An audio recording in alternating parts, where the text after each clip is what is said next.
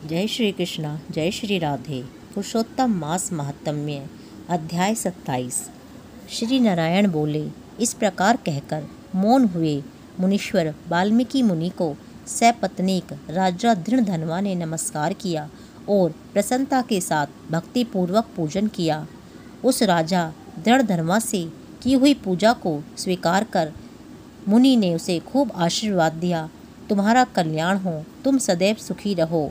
अब मैं पापों का नाश करने वाली सरयू नदी को जाऊंगा। इस समय हम दोनों को इस प्रकार बात करते सायंकाल हो गया है। यह कहकर मुनि श्रेष्ठ वाल्मीकि मुनि शीघ्र ही चले गए। राजा दृढ़धनवा भी सीमा तक वाल्मीकि मुनि को पहुंचाकर अपने घर लौट आया। घर जाकर अपनी गुणसुंदरी नामक सुंदर स्त्री से बोला, ए सुंदरी, राग, द्वेष, लोभ, मोह, मद, मात्सर्य इन 6 शत्रुओं से युक्त गंधर्व नगर के समान इस असार संसार में मनुष्यों को क्या सुख है। कीट, विष्टा, भस्म रूप और वात, पित्त, कफ इनसे युक्त मल, मूत्र, रक्त से व्याप्त ऐसे इस शरीर से मेरा क्या प्रयोजन है। हे वरारोहे, अध्रुव शरीर से ध्रुव वस्तु एकत्रित करने के लिए पुरुषोत्तम का स्मरण कर वन को जाता हूँ।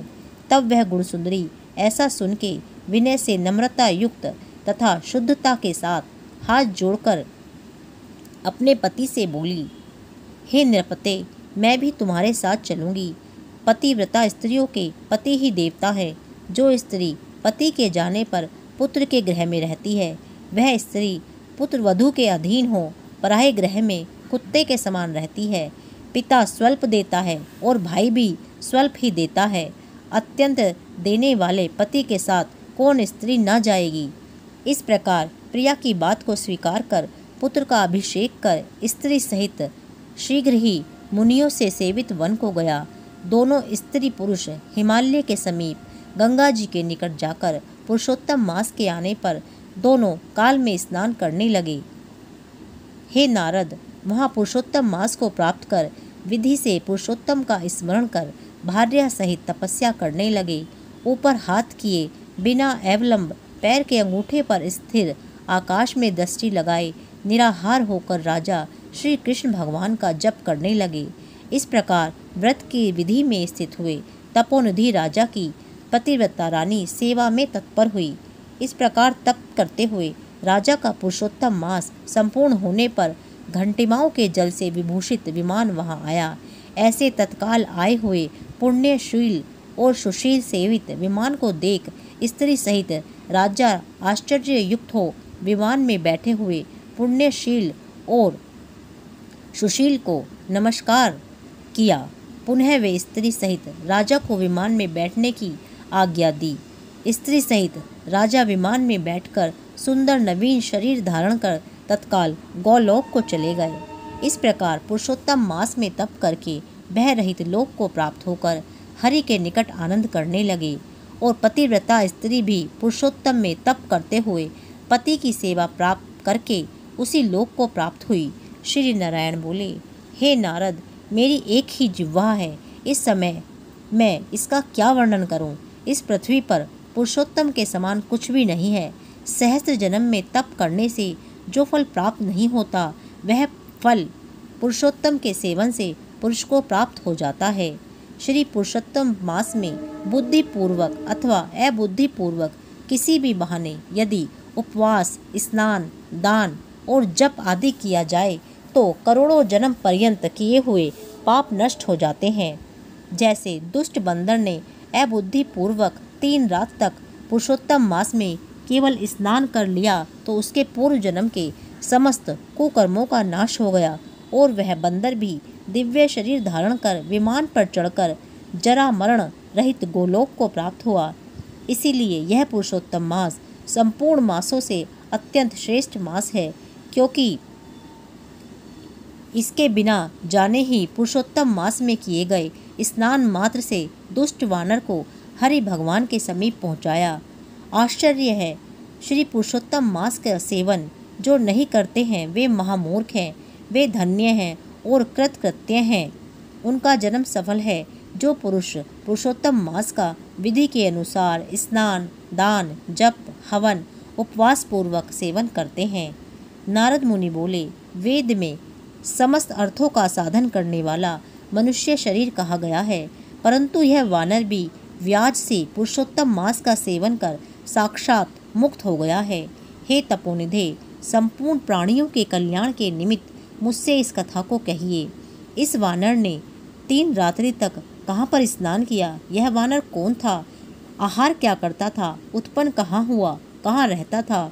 और श्री पुरुषोत्तम मास में व्याज से उसको क्या पुण्य हुआ? यह सब विस्तार से सुनने की इच्छा करने वाले मुझसे कहिए। आपसे कथामृत श्रवण करते हुए मुझे तृप्ति नहीं होती है। श्री नारायण बोले, कोई केरल देश का अत्यंत लालची, शहद की मक्खियों के समान धन में प्रेम रखने वाला, सर्वदा धन के संचय करने में तत्पर रहने वाला ब्राह्मण था। उसी कर्म से लोक में कर्दयमान से प्रसिद्ध था। उसके पिता ने भी प्रथम उसका नाम चित्र शर्मा रखा था। उस कर्दय ने सुंदर अन्न, सुंदर वस्त्र का किसी समय उपयोग नहीं किया।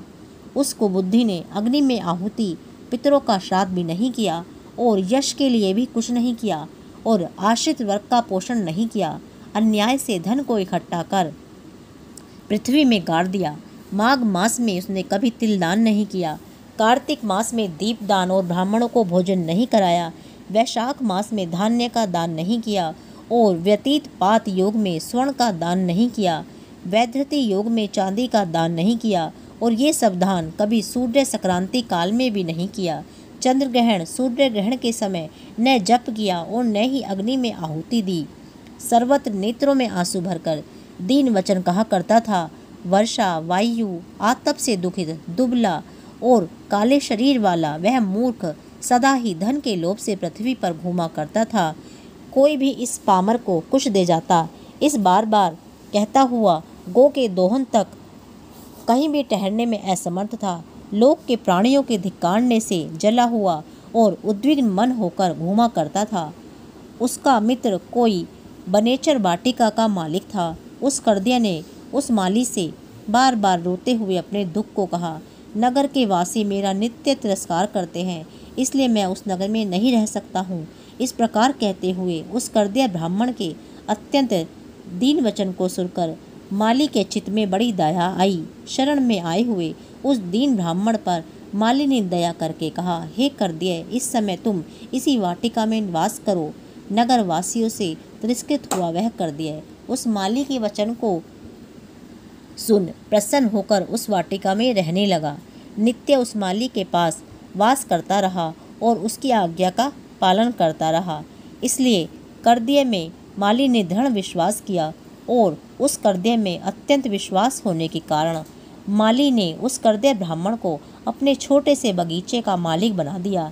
इसके बाद माली ने निश्चय किया कि कर्दय हमारा आदमी है, इसीलिए वाटिका की चिंता छोड़कर राजमंदिर का सेवन किया।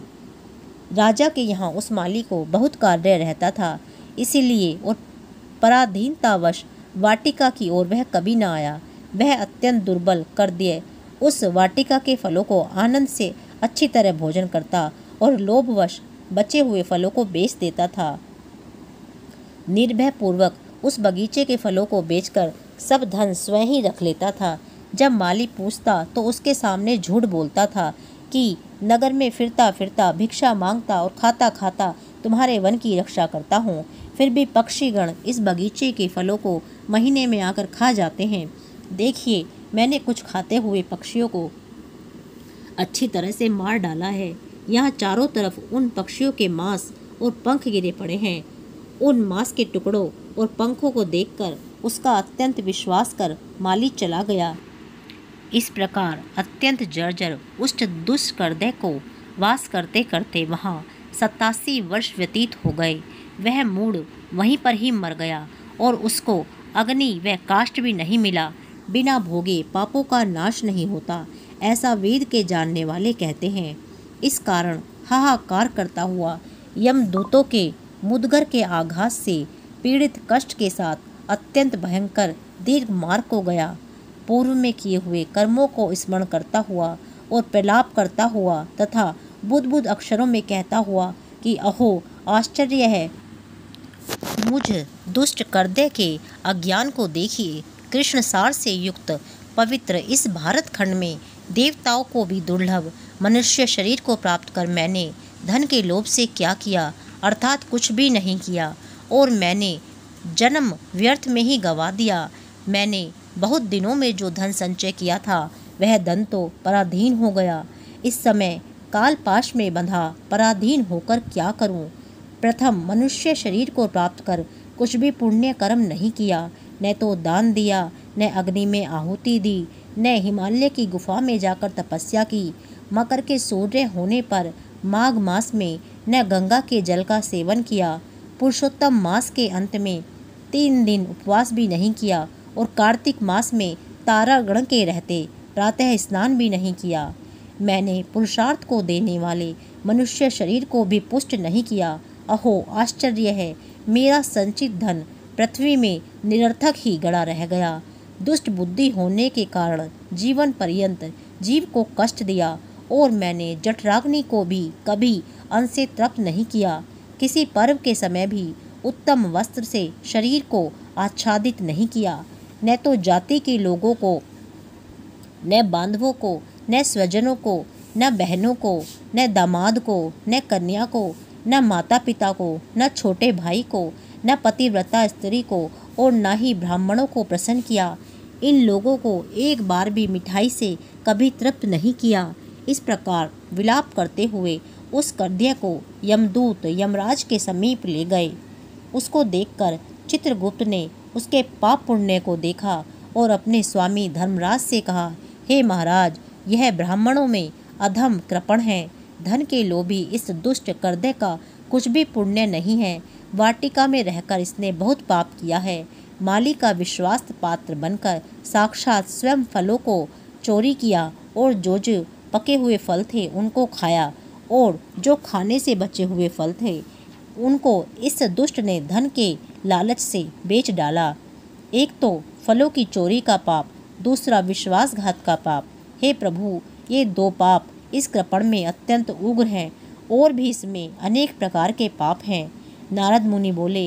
इस प्रकार ब्रह्मा के पुत्र चित्रगुप्त के वचन को सुनकर अत्यंत क्रोध से युक्त धर्मराज ने कहा कि यह कर्दय 1000 बार वानर योनि में जाए और विश्वासघात का फल इसे बाद में प्राप्त होगा। अध्याय 27 समाप्त। जय श्री कृष्णा, जय श्री राधे।